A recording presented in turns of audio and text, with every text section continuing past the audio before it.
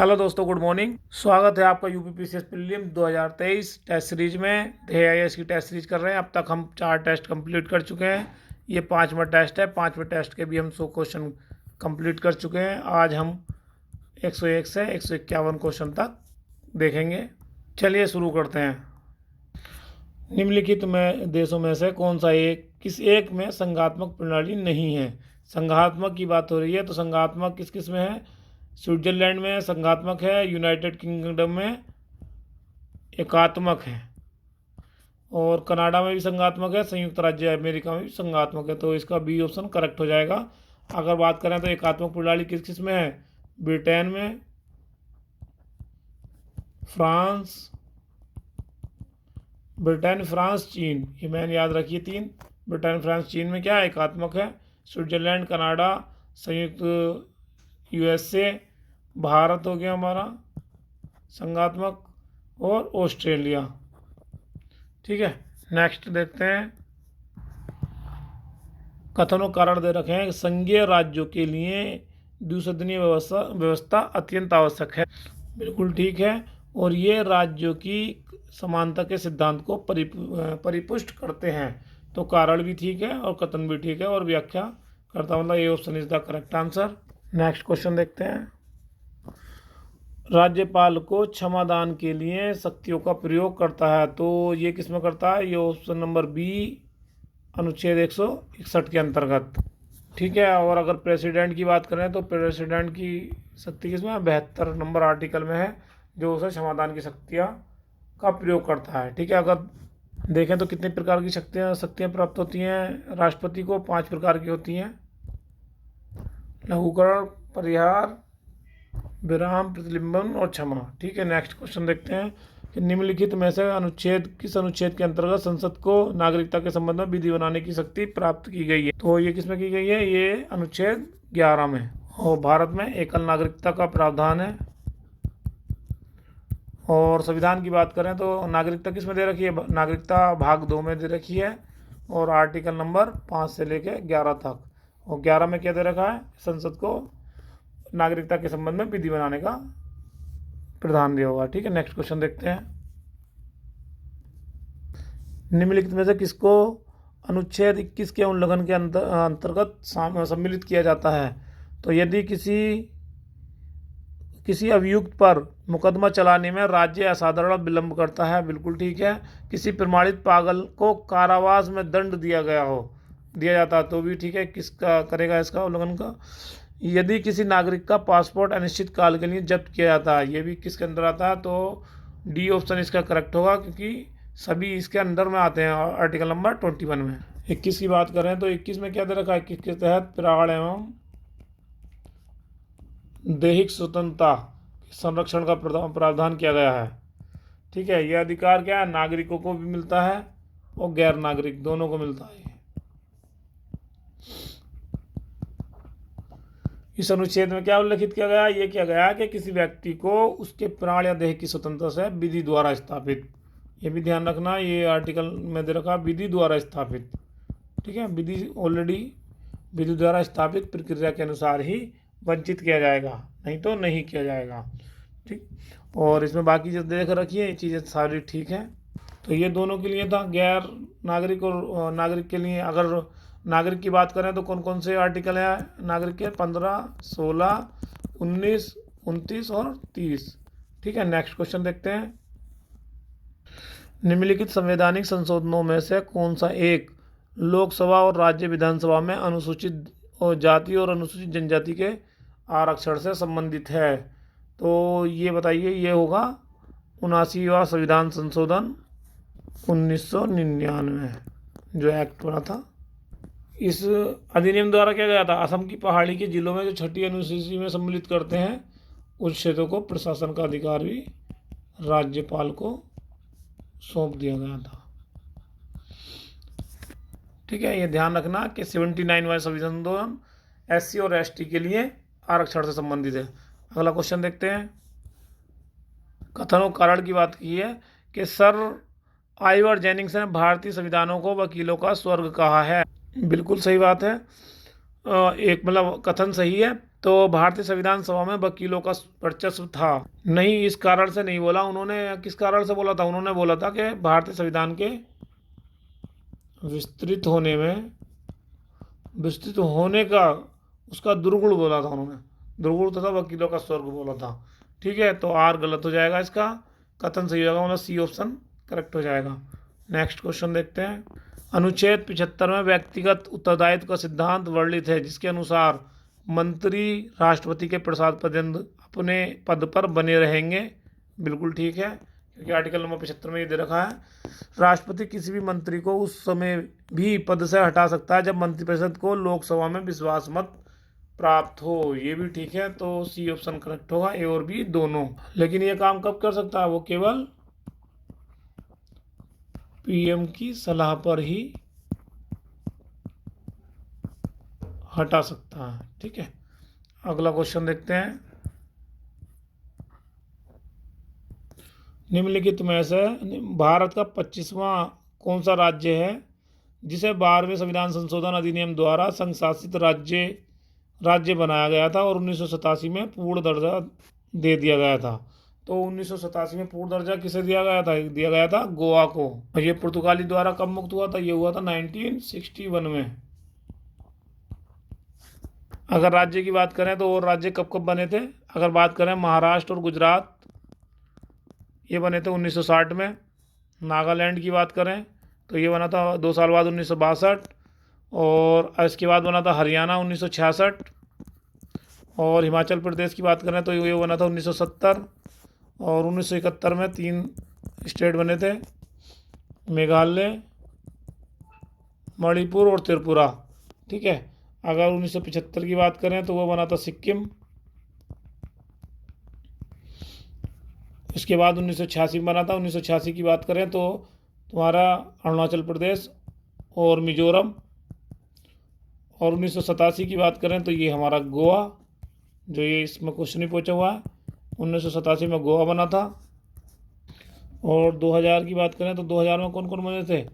छत्तीसगढ़, झारखंड और उत्तराखंड। 2014 में कौन सा बना था? 2014 में बना था तेलंगाना। और 2019 में जम्मू एंड कश्मीर। ठीक है, अगला क्वेश्चन देखते हैं। कथन और कारण दे रखे हैं, कथन पढ़ते हैं कि संविधान संशोधन विधेयक के संबंध में संयुक्त अधिवेशन नहीं बुलाया जा सकता। ठीक है, संविधान संशोधन के केस में संयुक्त अधिवेशन नहीं बुलाया जाता, ये ठीक है। संविधान संशोधन विधेयक संसद के दोनों सदनों में अलग अलग विशेष बहुमत से पारित होना चाहिए। बिल्कुल सही है, लोकसभा और राज्यसभा दोनों से विशेष बहुमत से पारित होना चाहिए, 2/3 से। और इसमें इसकी अधिवेशन की ज़रूरत नहीं पड़ती है। और अगर संविधान में संशोधन हो जाता है तो राष्ट्रपति जी इसे अधिनियम बनाने के लिए बाध्य हैं। तो A option is the correct answer हो जाएगा इसका। और अगर बात करें संयुक्त अधिवेशन की तो ये किस में है? ये आर्टिकल नंबर 108 में संयुक्त अधिवेशन की बात की गई है। ठीक है, अगला क्वेश्चन देखते हैं। निम्नलिखित में से कौन सा भारतीय संविधान में एकात्मक संविधान के प्रमुख लक्षणों में से एक नहीं है? तो राज्यपाल की राष्ट्रपति द्वारा नियुक्ति बिल्कुल है, क्योंकि ये सेंटर कर रहा है स्टेट में, तो ये क्या एकात्मक की बात हो रही है। और आपातकालीन उम्र, ये भी ठीक है, क्योंकि सेंटर स्टेट में लगा सकता है आपातकाल।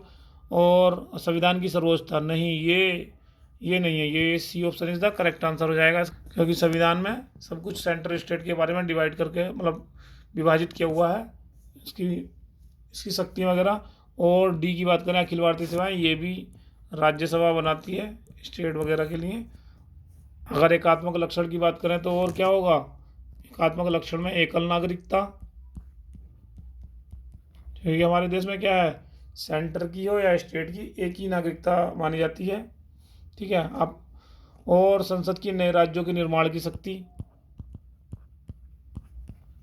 नए राज्यों के निर्माण की शक्ति, ये भी एकात्मक में आती है।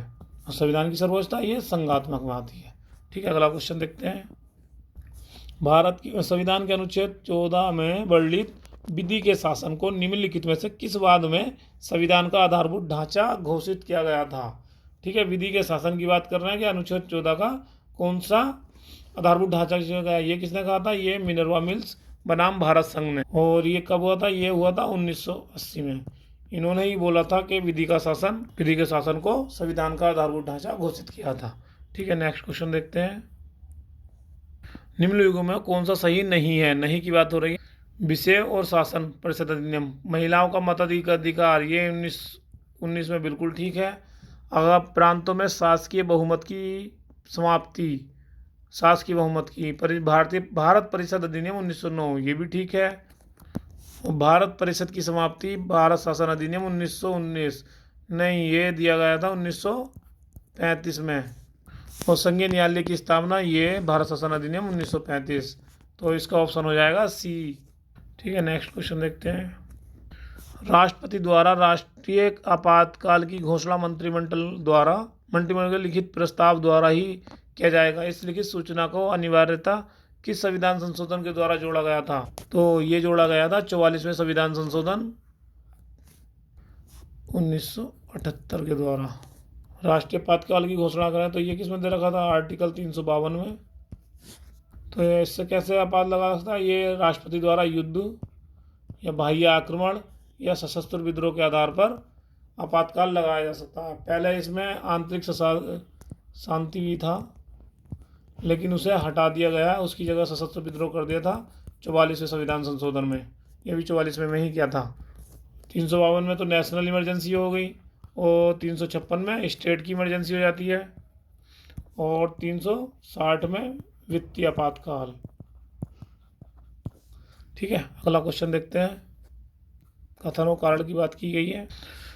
कथन पढ़ते हैं। मौलिक अधिकार हमारे अनन्य अधिकारों से भिन्न है, बिल्कुल ठीक है। मौलिक अधिकारों की गारंटी एवं सुरक्षा का स्वयं भारत का संविधान करता है, ये भी ठीक है। मतलब ये इसका सही कारण है, क्योंकि इसमें संविधान में ही बताया गया है कि मौलिक अधिकार के हमारे अनन्य अधिकारों से भिन्न है।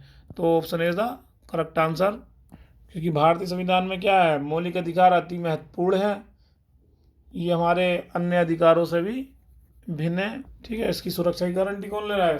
खुद संविधान ले रहा है। ठीक है, अगला क्वेश्चन देखते हैं। निम्न में से किस एक में द्विसदनीय प्रणाली नहीं है? नॉर्मली अगर देखा जाए तो विधायिका के प्राय 2 रूप होते हैं, जिसमें एक सदनीय और द्विसदनीय।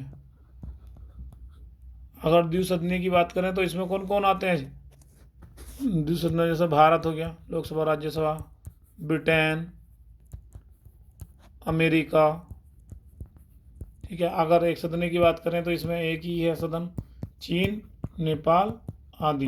तो देख लेते हैं कि कौन सी प्रणाली में नहीं है। नहीं की बात करें तो मतलब सी ऑप्शन करेक्ट हो जाएगा, क्योंकि चीन इसमें ऑप्शन है। तो चीन एक सदनीय है। ठीक है, और बाकी अमेरिका भी द्विसदनीय है, भारत भी और ब्रिटेन भी। ठीक है, अगला क्वेश्चन देखते हैं।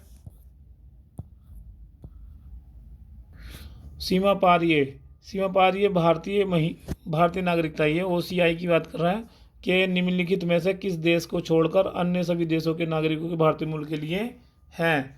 और ये इस बार का इम्पोर्टेंट क्वेश्चन भी है, क्योंकि प्रवासी दिवस मना था इस साल इंदौर में, तो उससे रिलेटेड ये सही क्वेश्चन है। तो ऑप्शन है केवल पाकिस्तान को छोड़कर अन्य सभी देशों के लिए नहीं, केवल बांग्लादेश को छोड़कर नहीं, पाकिस्तान और बांग्लादेश छोड़कर अन्य सभी देशों के लिए, ये ठीक है। और पाकिस्तान, बांग्लादेश, भूटान, इसमें भूटान नहीं, भूटान तो आता है। तो OCI किसे छोड़कर है? पाकिस्तान और बांग्लादेश। जून 2005 में नागरिकता संशोधन अध्यादेश 2005 की में ये घोषणा हुई थी कि इसमें ये प्रावधान जोड़ा गया था कि अगर कोई भारतीय मूल नागरिक है, जो नागरिक के ऐसे देश में रह रहा है जिसमें दोहरी नागरिकता का प्रावधान है, ठीक है, दोहरी नागरिकता का प्रावधान है, तो सीमा पारीय भारतीय नागरिकता OCI की नागरिकता प्राप्त कर सकता है। लेकिन उसमें क्या दे रखा था कि उसमें पाकिस्तान और बांग्लादेश दोनों को छोड़कर अन्य सभी देश के नागरिक भारतीय मूल के हैं, वो OCI की नागरिकता प्राप्त कर सकते हैं। तो बिल्कुल ध्यान रखना, ये हमारे पास पड़ोसी देश हैं दोनों के, पाकिस्तान और बांग्लादेश, इन दोनों को छोड़कर जहाँ दोहरी नागरिक सदस्यता है वहाँ अपने भारतीय मूल का OCI की सदस्यता ले सकता है। ठीक है, अगला क्वेश्चन देखते हैं। संविधान में वर्णित निम्नलिखित में से किस अनुच्छेद को क्रियान्वित करने हेतु संसद द्वारा बंधुआ मजदूरी प्रणाली अधिनियम 1976 पारित किया गया था? ठीक है, अनुच्छेद पूछा है इसने, तो अनुच्छेद कौन सा होगा? अनुच्छेद 23, क्योंकि बंधुआ मजदूरी प्रणाली की बात करिए 1976 की, क्योंकि 24 में क्या है, 24 में बच्चों का है, तो 23 में किसका है? 23 में बंधुआ मजदूरी प्रणाली का है। क्योंकि 23 में क्या दे रखा है? 23 में दे रखा है मानव दुर्व्यापार एवं बलात्श्रम का प्रतिषेध। ठीक है, अगला क्वेश्चन देखते हैं। नेक्स्ट क्वेश्चन देख रहे हैं, निम्नलिखित में से किसी एक प्रकार की स्वतंत्रता का उल्लेख अनुच्छेद 25 के अंतर्गत समाविष्ट नहीं है। अगर 25 से 28 की बात करें तो इसमें क्या है? धर्म की स्वतंत्रता का उल्लेख है।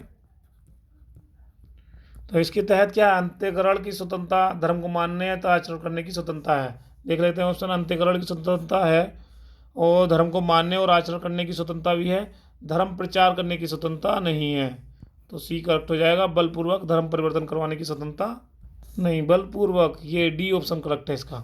बलपूर्वक धर्म परिवर्तन नहीं करा सकते, धर्म का प्रचार करने की स्वतंत्रता है, क्योंकि किसी व्यक्ति को लालच या दबाव के अधीन अपना धर्म परिवर्तन प्रेरित करने के लिए इसके अंतर्गत नहीं आता है। ठीक है, यहाँ बलपूर्वक की बात की, अगर वो स्वेच्छा से अगर धर्म परिवर्तन करता है तो ये आर्टिकल नंबर 25 में आ सकता है, लेकिन बाकी अंत्यकरण की स्वतंत्रता, मतलब धर्म को मानने, आचरण करने और ना करने दोनों की स्वतंत्रता है।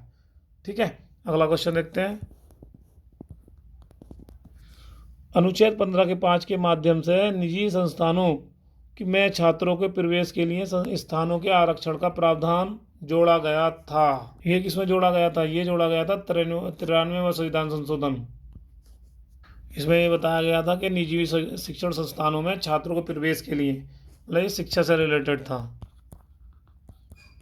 ठीक है, अगला क्वेश्चन देखते हैं कि 121 निम्नलिखित युग्मों में से कौन सा एक सही सुमेलित नहीं है। ठीक है, ये रिपीट हुआ दोबारा क्वेश्चन, इसे दोबारा से देखते हैं,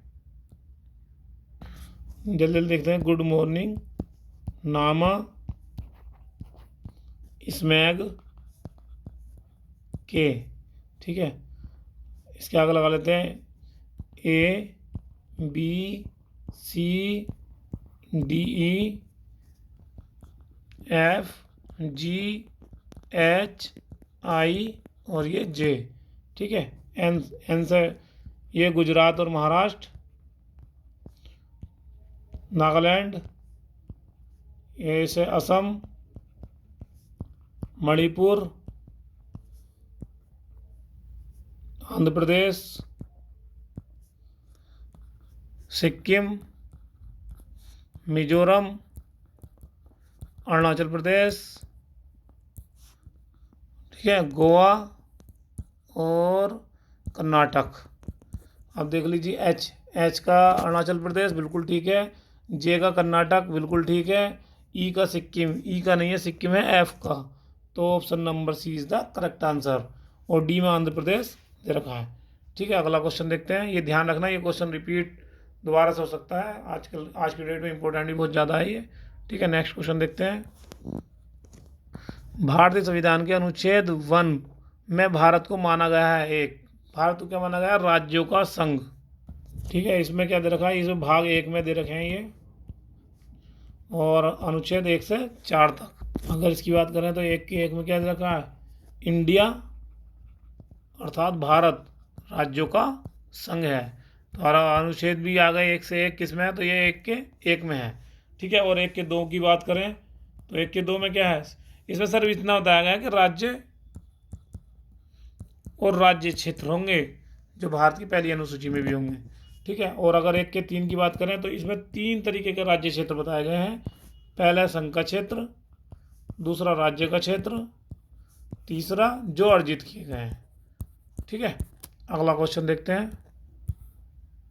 भारत अपने आंतरिक और बाह्य सभी मामलों को में पूर्णतः स्वतंत्र है। बिल्कुल ठीक है, ये भाव संविधान में कहाँ मिलता है? ये तो उद्देशिका में मिलता है, सी ऑप्शन इसका करेक्ट आंसर हो जाएगा। कि भारतीय संविधान की उद्देशिका में क्या वर्णित है? संपूर्ण प्रभुत्व संपन्न, संपूर्ण प्रभुत्व संपन्न। इस शब्द का क्या भाव है? इस शब्द का यही भाव है, भारत अपने आंतरिक और बाह्य सभी मामलों में पूर्णतः स्वतंत्र है। ठीक है, अगला क्वेश्चन देखते हैं। निम्नलिखित में से कौन सा भारत के संविधान के मूल अधिकारों भाग थर्ड का अंश नहीं है? किसकी बात हो रही है? भाग थर्ड। और भाग थर्ड में क्या है? भाग थर्ड में मौलिक अधिकार है। और मौलिक अधिकार कहाँ से लिए गए हैं? ये लिए गए हैं अमेरिका से। और ये हैं 12 से 35 तक। ठीक है, अब देख पढ़ते हैं मानव दुर्व्यवहार और बलात्श्रम का प्रतिषेध। अभी पढ़ा हमने मानव दुर्व्यवहार, ये कौन से आर्टिकल में? आर्टिकल नंबर 23 में। कारखानों में बालकों का नियोजन पर प्रतिषेध, आर्टिकल नंबर 24। उद्योगों के प्रबंधन में श्रमों की सहभागिता, ये किसमें? 43 का के। नहीं, ये फिर ये सी ऑप्शन करेक्ट हो जाएगा, क्योंकि ये किसमें है? ये डीपीएसपी में है, मतलब नीति निर्देशक तत्व में। और ये कौन से भाग में? भाग 4 में। और अगला क्वेश्चन क्या? किसी वृत्ति को करना तथा किसी व्यवसाय और व्यापार कारोबार को आगे बढ़ाना, ये भी है। ठीक है, ठीक है, तो ऑप्शन नंबर सी करेक्ट हो जाएगा, क्योंकि ये डीपीएसपी का पार्ट है, जो कि भाग 4 में दे रखा है। अगला क्वेश्चन देखते हैं। व्यक्ति की स्वतंत्रता के अधिकार के लिए निम्नलिखित में से कौन सी रिट याचिका दायर कर सकते हैं? व्यक्ति की स्वतंत्रता की बात होती है, जब भी व्यक्ति की स्वतंत्रता की बात हो तो उसमें बंदी प्रत्यक्षीकरण रिट जारी की जाती है। और अगर इसे मैं बात करें कि बंदी प्रत्यक्षीकरण को इंग्लिश में क्या कहा जाता है? इसको क्या जाता है? Habeas corpus. क्योंकि कभी कभी ये इंग्लिश वर्ड दे देते हैं कि हैबियस कॉर्पस, ऑप्शन में आ जाता। ठीक है, अगला क्वेश्चन देखते हैं। यहाँ तक हमारे पॉलिटिक क्वेश्चन है। अब 25 क्वेश्चन किसके होंगे? ये करंट अफेयर के हैं, जो अप्रैल और मई के होंगे। अभी क्वेश्चन देखते हैं 126। अप्रैल 2022 में संयुक्त राष्ट्र निर्वहनीय विकास समाधान नेटवर्क UNSDSN द्वारा विश्व प्रसन्नता रिपोर्ट 2022 के संबंध में कौन सा कथन सत्य है? तो सबसे खुशहाल देशों की सूची में है न्यूजीलैंड प्रथम स्थान पर है। नहीं, न्यूजीलैंड प्रथम स्थान पर नहीं है, यह है फिनलैंड। ठीक है, एक गलत हो जाएगा। इस सूची में भारत का स्थान 136 है, ये बिल्कुल ठीक है, मतलब भारत का स्थान 136 था 2022 वाली रिपोर्ट में। और दक्षिणी सूडान विश्व का सबसे कम खुशहाल देश है। तो कम से कम खुशहाल देश कौन सा था? ये था अफगानिस्तान। ठीक है, ये तीसरा भी गलत हो जाएगा, मतलब दूसरा ऑप्शन सही है। तो इन्होंने क्या पूछा? कूट की सहायता से सही का उत्तर का चयन करना है, तो बी ऑप्शन इसका करेक्ट आंसर हो जाएगा। नेक्स्ट क्वेश्चन देखते हैं। गिलबर्ट एफ होगम्बो को मार्च 2022 में अंतर्राष्ट्रीय श्रम संगठन के 11वें महानिदेशक के रूप में चुना गया है। वह किस देश के निवासी हैं? तो होंगबो हैं टोगो के। ठीक है, टोगो के। तो टोगो कहाँ है? ये अफ्रीकन कंट्री है। ठीक है, अगला क्वेश्चन देखते हैं कि ऑस्कर पुरस्कार 2022 के संबंध में निम्नलिखित में कौन सा सही है? तो सर्वश्रेष्ठ फिल्म कोडा, बिल्कुल ठीक है ऑस्कर में। और सर्वश्रेष्ठ अभिनेत्री कौन थी? जेसिका चेस्टेन, ये भी ठीक है। सर्वश्रेष्ठ अभिनेता कौन थे? विल स्मिथ, ये भी ठीक है, मतलब सारे कथन सत्य हैं। अगला क्वेश्चन देखते हैं। यूनेप द्वारा जारी एनुअल फ्रंटियर रिपोर्ट 2022 में विश्व का किस शहर को सबसे ज़्यादा शोर वाला घोषित किया है? ठीक है, अब आजकल शोर वाला भी घोषित किया जाने लगा। तो इसमें नंबर 1 पर कौन आया था? नंबर 1 पर आया था ढाका, बांग्लादेश। तो इन्होंने किसको पूछा है? विश्व के शहर को सबसे ज़्यादा शोर वाला प्रथम पे ढाका है, और दूसरे नंबर पर मुरादाबाद, भारत। और मुराद कहाँ है? ये यूपी में। ठीक है, ध्यान रखना है अपने, भारत की दूसरे नंबर पर आया मुरादाबाद। और इसके साथ ही 4 शहर और हैं भारत के, वो कौन कौन है? आसनसोल, जयपुर, कोलकाता और नई दिल्ली। ठीक है, अगला क्वेश्चन देखते हैं। को4 मिनीमाता सम्मेलन का आयोजन मार्च 2022 में कहाँ किया गया था? ये किया गया था इंडोनेशिया, बाली में। A option is the correct answer. इसमें क्या किया था? इसमें हितधारकों ने पारा वाले उत्पादकों की सूची बनाई और उसके विस्तार की पर सहमति व्यक्त की थी। ठीक है, अगला क्वेश्चन देखते हैं।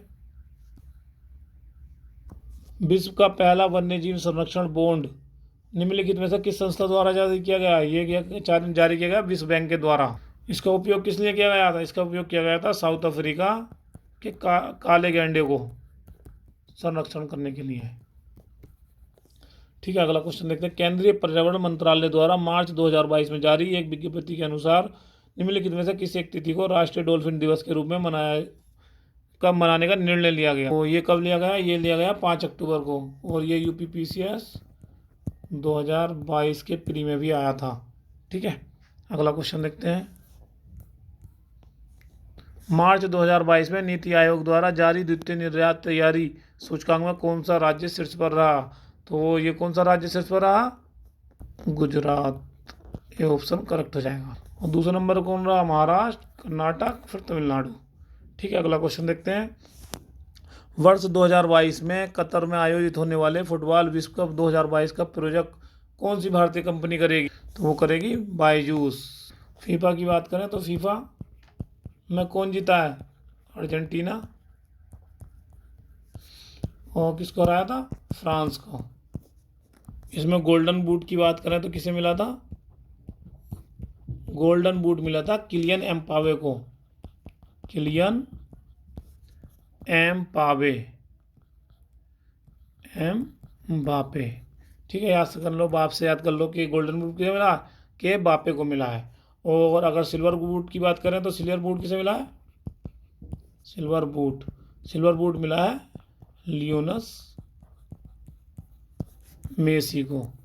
और अगर गोल्डन बॉल की बात करें तो इनका उल्टा कर देना कि गोल्डन बॉल किसे मिली है? ये मिली है लियोनस मेसी को, और सिल्वर बॉल किसे मिली है? किलियन एम्बापे को। नेक्स्ट क्वेश्चन देखते हैं। निम्नलिखित में कौन सा एक एक्स डस्टलिक संयुक्त राष्ट्र रक्षा अभ्यास के संबंध में सत्य है? ये भारत और उज्बेकिस्तान के मध्य में आयोजित होता है, बिल्कुल सही है। और इसका आयोजन नागरिक उज्बेकिस्तान में किया गया था। तो ये ऑप्शन दोनों ही सत्य हैं, तो सी ऑप्शन करेक्ट हो जाएगा। ए और बी। नेक्स्ट क्वेश्चन देखते हैं। मार्च 2022 में जारी वर्ल्ड एयर क्वालिटी रिपोर्ट 2022 में निम्नलिखित में से किस एक को विश्व की सबसे प्रदूषित राजधानी शहर घोषित किया गया? तो ये तो हमारी दिल्ली, नई दिल्ली, भारत को किया गया था। और इसमें भारत के अन्य 63 शहरों को भी किया गया था। ठीक है, अगला क्वेश्चन देखते हैं। नागरिक उड्डयन मंत्रालय एवं फिक्की द्वारा मार्च 2022 में विंग्स इंडिया 2022 का आयोजन कहाँ किया गया? ये किया गया था हैदराबाद में। और कौन से हवाई अड्डे पे किया गया था? ये किया गया था बेगम पेट हवाई अड्डा। ठीक है, अगला क्वेश्चन देखते हैं। अप्रैल 2022 में निम्न में से किस एक देश को संयुक्त राष्ट्र मानवाधिकार परिषद से निलंबित कर दिया गया है? तो ये किसे किया गया? ये किया गया है रूस को। इसका प्रमुख कारण क्या है? वही यूक्रेन का बहुत फेमस चल रहा है आजकल। यूक्रेन के बुचा शहर में रूसी सैनिकों द्वारा नरसंहार किया गया था, इसलिए इसे राष्ट्र मानवाधिकार परिषद से निलंबित कर दिया गया। अगला क्वेश्चन देखते हैं। देश के प्रथम आर्टिफिशियल इंटेलिजेंस एंड और रोबोटिक्स टेक्नोलॉजी पार्क का उद्घाटन मार्च 2022 में कहाँ किया गया? तो ये किया गया था बंगलुरु में। और इसका मुख्य उद्देश्य क्या था? देश में स्वास्थ्य, शिक्षा एवं बुनियादी ढांचे को नई दशा देने के लिए। ठीक है, अगला क्वेश्चन देखते हैं। अप्रैल 2022 में Stockholm International Peace Institution SIPRI द्वारा जारी विश्व की सैन्य खर्च प्रवृत्तियों में रिपोर्ट 2021 के कथन में कौन सा कथन सत्य है? मतलब एक नंबर है, विश्व के सर्वाधिक सैन्य खर्च करने वाले देशों में रूस शीर्ष पर रहा। नहीं, इसमें कौन रहा था? रूस नहीं रह गया, यूएस से रहा था। मतलब एक पहला नंबर क्वेश्चन ऑप्शन गलत हो जाएगा। इस सूची में भारत का स्थान द्वितीय नहीं है, भारत का तृतीय है। और द्वितीय की बात करें तो चीन का है। तो ध्यान रखना, सबसे पहले यूएस से, फिर चाइना, फिर भारत। ठीक है, खर्च की प्रवृत्ति में। ठीक है, नेक्स्ट क्वेश्चन देखते हैं। निम्नलिखित में से किसे वर्ष 2022-23 के लिए नेस्कॉम का अध्यक्ष चुना गया है? ठीक है, किसका नेस्कॉम का अध्यक्ष किसे चुना गया है? ये चुना गया है कृष्णम रामानुज को। ठीक है, वर्ष 2023 में होने वाले स्ट्रीट चाइल्ड क्रिकेट विश्व कप में 2023 में आयोजन कहाँ किया जाएगा? ये किया जाएगा 2023 में भारत। अगर 2019 की बात करें तो 2019 में कहाँ किया गया था? ये इंग्लैंड में किया गया था। ठीक है, अगला क्वेश्चन देखते हैं। भारत की समृद्ध सांस्कृतिक विरासत को संरक्षित करने एवं इसका बढ़ावा देने के उद्देश्य से राष्ट्रीय संस्कृति महोत्सव के प्रथम चरण का आयोजन कहाँ किया जाएगा? तो ये किया जाएगा आंध्र प्रदेश राजमहेंद्रम में। और ये किसके अंडर में आता है? ये संस्कृति मंत्रालय के अंदर में आता है। ठीक है, अगला क्वेश्चन देखते हैं। अमेरिकी थिंक टैंक हेरिटेज फाउंडेशन द्वारा जारी आर्थिक स्वतंत्रता सूचकांक 2022 में भारत का स्थान रहा। तो इसमें क्या स्थान रहा था भारत का? 131। और शीर्ष की बात करें तो शीर्ष पे कौन रहा था? सिंगापुर। और अंतिम की बात करें तो नॉर्थ कोरिया। ठीक है, अगला क्वेश्चन देखते हैं। रेलवे अनुसंधान डिजाइन एवं मानक स्टैंडर्ड RDSO द्वारा ट्रेन के संचालन में सुरक्षा को बढ़ावा देने के लिए किस एक स्वदेशी प्रणाली की शुरुआत की गई है? तो ये की गई है कवच की शुरुआत। ठीक है, और ये कब की गई थी? 4 मार्च 2022 को केंद्रीय रेल मंत्री अश्वनी वैष्णव द्वारा। ठीक है, इसका परीक्षण भी किया गया था। अगला क्वेश्चन देखते हैं। 22 मार्च 2022 को मनाए जाने वाले विश्व जल दिवस की थीम क्या थी? ये 2022 की बात कर रहे हैं तो 22 की थी भूजल और अदृश्य को दृश्य बनाना। इसका मुख्य उद्देश्य क्या था? जल को संकट से निपटने के लिए लोगों को जागरूक करना। ठीक है, अगला क्वेश्चन देखते हैं। निम्नलिखित में से किस एक राज्य सरकार द्वारा देश के पहले चिकित्सा शहर स्थापित करने की घोषणा किस राज्य में की गई है? तो किस राज्य सरकार ने की गई है? ये महाराष्ट्र सरकार द्वारा। इसका नाम क्या होगा? इंदिरायणी मेडिसिटी। ठीक है, अगला क्वेश्चन देखते हैं। निम्नलिखित महिला क्रिकेटरों में से कौन एक अंतर्राष्ट्रीय क्रिकेट में 250 विकेट हासिल करने वाली प्रथम महिला गेंदबाज बनी? ये है झूलन गोस्वामी। ये उपलब्धि कहाँ हासिल करी? ये उपलब्धि इन्होंने ICC महिला विश्व कप वर्ल्ड कप में इंग्लैंड के विरुद्ध हासिल की। अगला क्वेश्चन देखते हैं। मार्च 2022 में देश का सबसे बड़ा EV चार्जिंग स्टेशन कहाँ स्थापित करने की घोषणा की गई है? ये कहाँ की गई है? गुरुग्राम हरियाणा में। इसका निर्माण की बात करें तो इसका निर्माण करा national highway for electrical vehicles. ठीक है, अगला क्वेश्चन देखते हैं। भगवान बुद्ध की शयन मुद्रा में विश्व की सबसे लंबी प्रतिमा का निर्माण कहाँ पर किया जा रहा है? ये किया जा रहा है बोध गया में।